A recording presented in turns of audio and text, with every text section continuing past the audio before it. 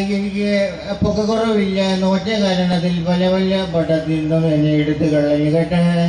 പട്ടിയുണ്ട് സൂക്ഷിക്കുക എന്നുള്ള ബോർഡ് മാറ്റി മുണ്ട് പറിക്കുന്ന കുട്ടികളുണ്ട് എന്ന ബോർഡ് വെക്കുന്നത് ഉചിതമായിരിക്കും. Thank you so much. പ്രിയ ക്ലാസ്സിലെ അടുത്തായി നിങ്ങളുടെ മുന്നിൽ എത്തുന്നു മലയാള സിനിമയിൽ നാടക രംഗത്തും മലയാള സിനിമയിൽ ഒട്ടനവധി കഥാപാത്രങ്ങൾ വെച്ച് ഈ അടുത്തിടയ്ക്ക് മൺമറഞ്ഞു പോയിട്ടും മലയാള സിനിമയിൽ തന്റേതായ വ്യക്തിമുദ്ര പതിപ്പിച്ച ശ്രീ മുരളി. ശ്രദ്ധിക്കുക, ശ്രീ മുരളി ഓൺ സ്റ്റേജ്.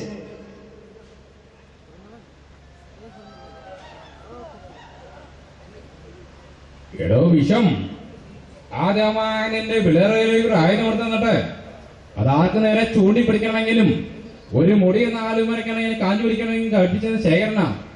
വേണമെങ്കിൽ ശേഖരണ നിനക്ക് കൊല്ലാം, ഇവിടെ വെച്ച് അവസാനിപ്പിക്കാമെല്ലാം. പക്ഷേ മരണത്തിൽ നിന്ന് ഒരുപാട് നേന്തിക്കേറിയ മനസ്സും ശരീരവും നിന്റെയൊക്കെ മുന്നിൽ അടിയറ വെക്കണമെങ്കിൽ അതിന് നീ ഒരു 3 ജന്മം കൂടെ ജനിക്കണം. നായായിട്ടും നരിയായിട്ടും പിന്നെ നരനായിട്ടും വരട്ടടോ. അടുത്തായി നിങ്ങളുടെ മുന്നിലേക്ക് മലയാള സിനിമയുടെ എവർഗ്രീൻ കൊമേഡിയൻ ജഗതിക്കാരൻ ശ്രീ ജഗതി ശ്രീകുമാർ. ശ്രദ്ധിക്കുക, ജഗതി ശ്രീകുമാർ ഓൺ സ്റ്റേജ്.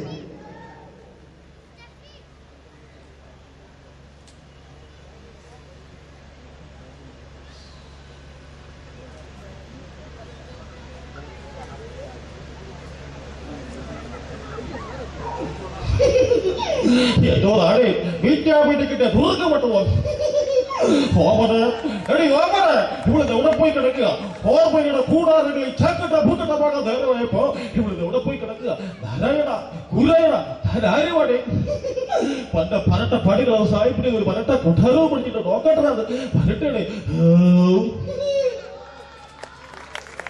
നിങ്ങളുടെ മുന്നിലേക്ക് മലയാള സിനിമയുടെ സകലകാല വല്ലഭൻ. അഭിനയം കൊണ്ടായാലും രചന കൊണ്ടായാലും നിർമ്മാണം കൊണ്ടായാലും മലയാള സിനിമയിൽ തന്റേതായ വ്യക്തിമുദ്ര പതിപ്പിച്ച മലയാളത്തിന് സമം ശ്രീ ശ്രീനിവാസൻ. ശ്രദ്ധിക്കുക, ശ്രീനിവാസൻ ഓൺ സ്റ്റേജ്.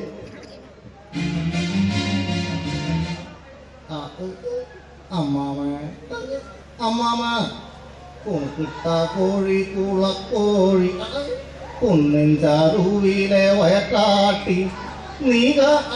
ഈ അഭിനയം മലയാള സിനിമയിലായാലും നമ്മുടെ ഷോക്കേസിൽ ഇരുന്നതിനെ ഉറവശി. എന്നാ പിന്നെ ഞാനങ്ങോട്ട്